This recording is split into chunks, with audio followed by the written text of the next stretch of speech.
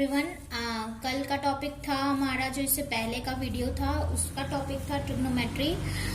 उसमें हम लोगों ने बेसिक समझा था कि ट्रिग्नोमेट्री क्या होता है, उसको क्यों पढ़ते हैं, उसका क्या यूज है, ये सब आज हम लोग जानेंगे। कि ट्रिग्नोमेट्री के जो रेशियो होते हैं, जैसे साइन हो गए, कॉस, सेक, ये सब जो होते हैं, ये सब क्या होते हैं, ये सब कहाँ से आए, इसके बारे में। तो आर्यभट्ट एक साइंटिस्ट थे जिन्होंने साइन का इन्वेंशन किया था। साइन का इन्वेंशन मीन्स जो अर्धजया था, अर्धजया अरबिक में साइन को बोला जाता है, और साइन जो है वो लैटिन वर्ड है। साइन क्या है? Latin word. और जो अर्धजया है, जिसको जीवा भी बोलते हैं, वो क्या है? Arabic word. अरेबिक वर्ड में साइन को अर्धजया बोलते हैं। ओके, सॉरी, वो थोड़ा कैमरा इशू है, तो उम्मीद करती हूँ आप लोग समझोगे। तो when he was translated into Arabic, ये मैंने आपको बता दिया ये सारी चीजें। ठीक है, अब बात करते हैं हम लोग कि अरबिक वर्जन जो है उसको लैटिन में ट्रांसलेट किया गया, तो उसका नाम आया साइन, SINE, जिसको शॉर्ट फॉर्म में साइन लिखते हैं। Okay, this become a common mathematical text. ये कॉमन मैथमेटिकल टेक्स्ट है। क्या? साइन, कॉस, ये सब। ठीक है। And the first English professor, जो फर्स्ट इंग्लिश प्रोफेसर थे जिन्होंने इसकी बहुत ज्यादा यूज किया है इन सभी ट्रिग्नोमेट्रिक रेशियोज के, उनका नाम था एडमंड गुंटर। और 1581 से 1626 के बीच में वो ये जो यूजिंग का जो था, उन्होंने इस टाइम में इस वर्ड को ज्यादा से ज्यादा यूज किया था, मतलब ट्रिग्नोमेट्री रेशियो को ज्यादा से ज्यादा यूज किया था। ठीक है। The next origin in the terms of cosine and tangent.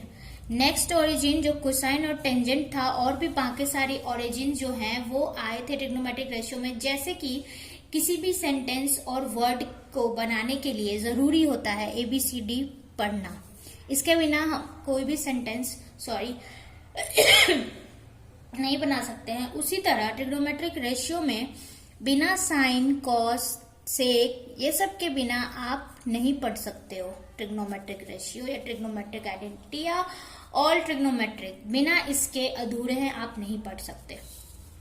चलिए आगे बढ़ते हैं। Next origin of in the terms of cosine and tangent. यहां तक मैंने बता दिया। कोसाइन को अरबिक में कोटि जया बोला जाता है।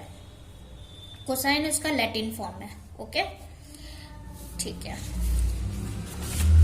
और मैं आपको ये भी बता दूं कि 1674 में जो जोनस मूरी थे, उन्होंने नोटेशन दी, एब्रिविएट किया था किसके लिए? कॉस के लिए।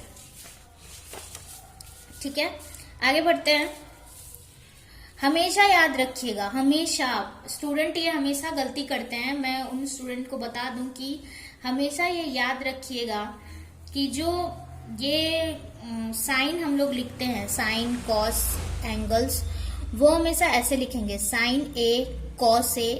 आप इससे मल्टीप्लाई में ना लें, ये मल्टीप्लीकेशन नहीं है। ये क्या है? A जो है वो साइन का एंगल है। ठीक है, और अगर इसके जगह कॉस होता तो ये कॉस का एंगल होता। Is use for the sine of the angle A। Sine A is not the product of sine. वही मैंने यहाँ पे लिखा है, सेपरेट करके ना पढ़ें, नहीं तो गलत हो जाएगा और गलती हो सकती है। बहुत लोग गलती करते हैं। ठीक है,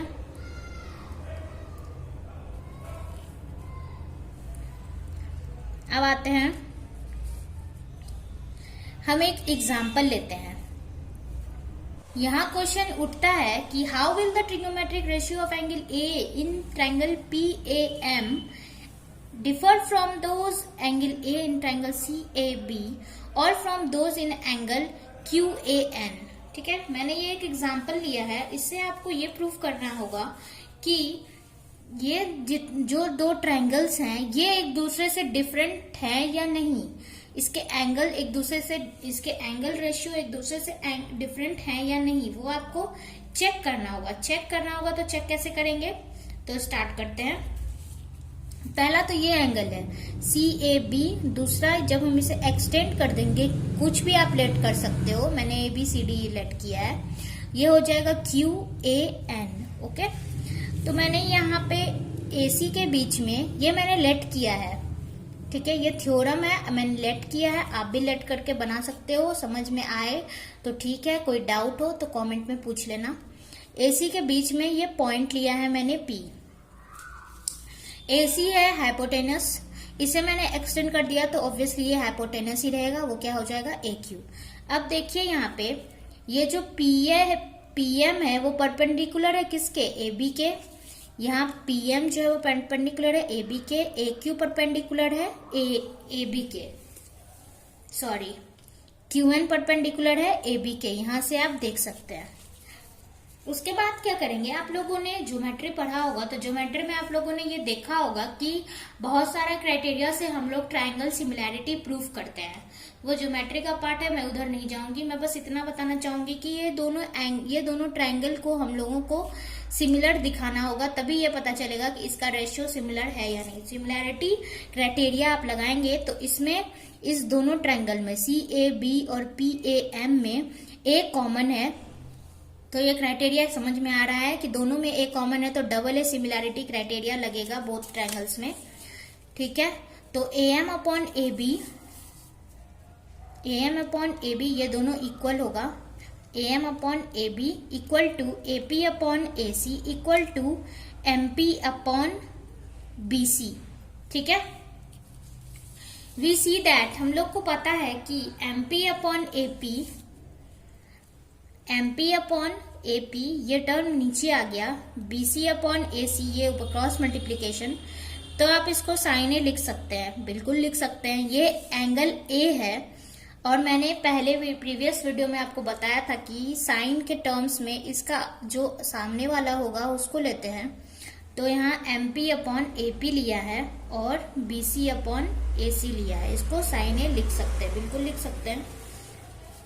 सिमिलरली इसी तरह AM अपॉन AP आप लोगे, AM upon AP equal to AB upon AC is equal to cos A। हाँ क्यों नहीं, ये एडजेसेंट साइड है, याद होगा आप लोगों ने अगर मेरा प्रीवियस वीडियो देखा होगा, कॉस के टर्म में एडजेसेंट साइड और हाइपोटेनस लेते हैं, वही लिया है मैंने यहाँ पे। और 10 में परपेंडिकुलर और बेस लिया जाता है, तो यहाँ पे मैंने वही लिया है, ठीक है। तो चलिए आगे बढ़ें। ये ट्रायंगल सिमिलैरिटी प्रूफ हो गया, क्यों, क्योंकि उसके एंगल्स जो थे वो सेम थे दोनों ट्रायंगल्स के।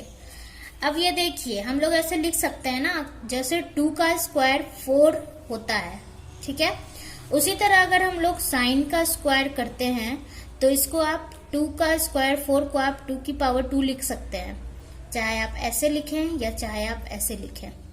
उसी तरह इसको आप क्या लिख सकते हैं, साइन A का स्क्वायर, ठीक है। कॉस के टर्म में भी ऐसे ही लिखेंगे।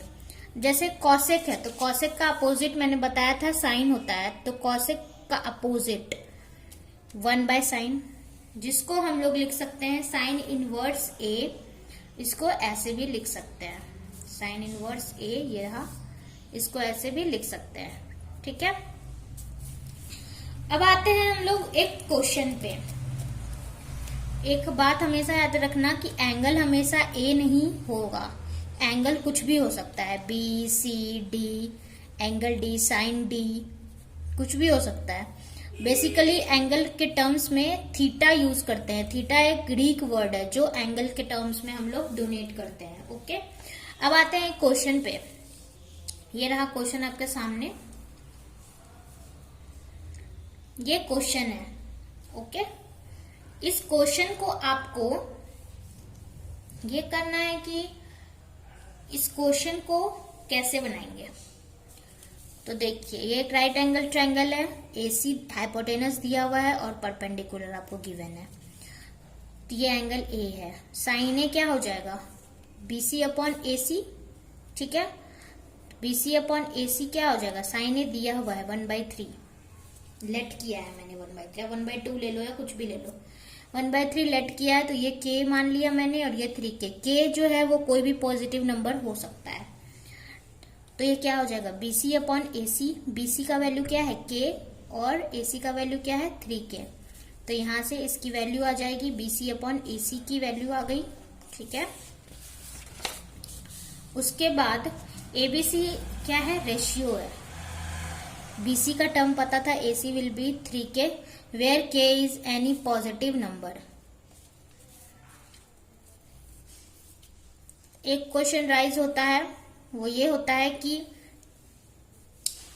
एक क्वेश्चन यहाँ पे ये बनता है कि आपका जो वैल्यू है ट्रिग्नोमेट्रिक रेशियो का, साइड जो है वो क्या होना चाहिए। तो वो तो पहले निकालेंगे तभी पता चलेगा। Ratio of A, how we find A का एंगल का जो रेशियो है वो कैसे निकलेगा। तो उसके लिए हम लोगों को क्या निकालना पड़ेगा, ए बी। ए बी निकालेंगे तभी ना पता चलेगा, ये ए बी, तभी ना पता चलेगा कि एंगल ए का साइड कितना होगा। तो पाइथागोरस थ्योरम आप लोगों को आता होगा ज्योमेट्री में, ज्योमेट्री का पार्ट है ये। तो पाइथागोरस थ्योरम क्या होता है कि A B square equal to B C square minus A B square equal to A C square minus B C square. ठीक है, अब आप क्या करोगे इसमें कि ए सी स्क्वायर हमें पता है कितनी है, हम लोगों ने निकाली थी 3k है और बी सी स्क्वायर k था। तो यहां से ए बी की वैल्यू आ जाएगी। वैल्यू ए बी की आने के बाद आप देखोगे कि आपको सारी वैल्यूज मिल गई है। तो हम लोग यहाँ से ट्रिग्नोमेट्रिक रेशियो निकाल सकते हैं आराम से। तो यहाँ से ट्रिग्नोमेट्रिक रेशियो निकाल लिए, cos A is equal to A B upon A C is equal to value put कर देंगे और आंसर आपको मिल जाएगा। उसी तरह सिमिलरली आपको tan का भी पुट कर देना है। और हमेशा याद रखना है कि किसी भी राइट एंगल ट्रायंगल में जो हाइपोटेनस होता है वो सबसे ज्यादा लंबा होता है। ये दोनों साइड से लंबा कौन सा साइड है, हाइपोटेनस। तो हाइपोटेनस की जो वैल्यू होगी वो हमेशा ज्यादा होगी, किससे, 1 से। या तो ज्यादा होगी या नहीं, sorry, hypotenuse is the longest side तो होता है, उसकी वैल्यू जो कॉस और साइन में आएगी वो हमेशा कम होगी, या तो 1 होगी या नहीं तो उससे कम होगा। क्यों, क्योंकि हाइपोटेनस नीचे आता है डिनोमिनेटर में, इसलिए ये हमेशा 1 हो सकता है या 1 से या इक्वल 1 हो सकता है। लेस नहीं होगा, क्योंकि लेस अगर होगा तो निगेटिव में चला जाएगा या 0 हो जाएगा, जिसका नॉट डिफाइंड सॉल्यूशन होता है। ठीक है, तो चलिए ये हो गया। और एक क्वेश्चन है वो मैं आप लोगों को दूंगी, ये क्वेश्चन आप लोग ट्राई करना कि आपसे बनता है कि नहीं। ठीक है, ये रहा क्वेश्चन आपके स्क्रीन पे, ये आप लोग ट्राई करना और ट्राई करके कमेंट में मुझे बताना। उसका सॉल्यूशन मैं आपको नेक्स्ट वीडियो में दे दूंगी। अगर बना तो ठीक है, और अगर नहीं बना तो इसका सॉल्यूशन आपको नेक्स्ट वीडियो में मिल जाएगा। ठीक है, तो चलिए मैथ्स पढ़ते रहिए और चैनल पे नए हैं तो सब्सक्राइब कर दीजिएगा। और अपने फ्रेंड्स के जिसका मैथ्स कमजोर है, जिसे मैथ्स में प्रॉब्लम है, उन्हें भी ये लिंक शेयर कर दें ताकि वो भी हमारे चैनल पे जुड़ जाएं और उन्हें भी मैथ्स आ जाए। ठीक है, थैंक यू।